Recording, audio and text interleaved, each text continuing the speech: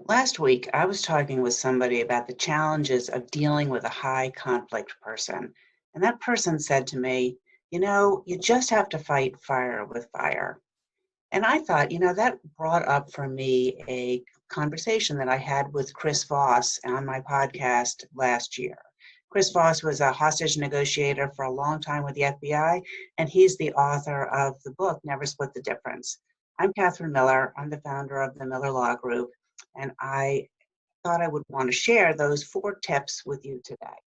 The first one is to treat everyone with respect and dignity.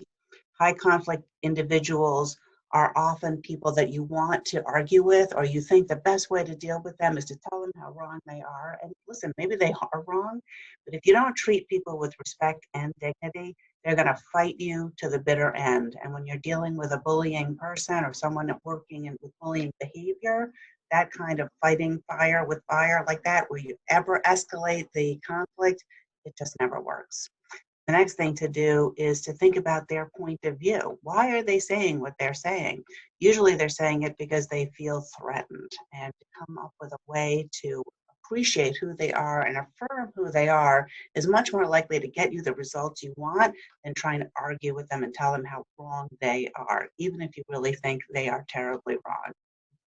Another thing is to think about the dignity of their perspective, to treat everyone with dignity, regardless of whether or not they're treating you in that way.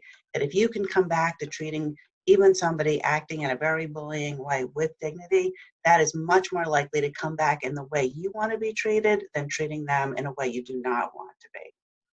Another thing is to treat them with compassion and to try to be compassionate. And I think there's a real misunderstanding in our culture about compassion.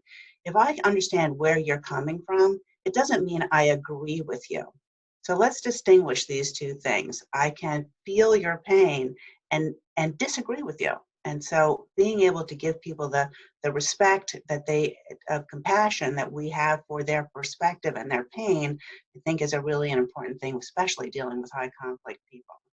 Think about what's really going on for them and what the heart of the matter is, regardless of what they're saying. Again, this is really putting yourself in their shoes to try to understand where they're coming from and what is really most important for them.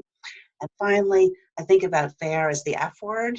Everybody wants to be treated fairly, and making sure that we are treating everyone involved, including people we disagree with their behavior or their perspective, really fairly will be the best thing for all parties concerned. I'd love to talk to you about these points. Give me a call, 914-303-5249. I look forward to speaking with you.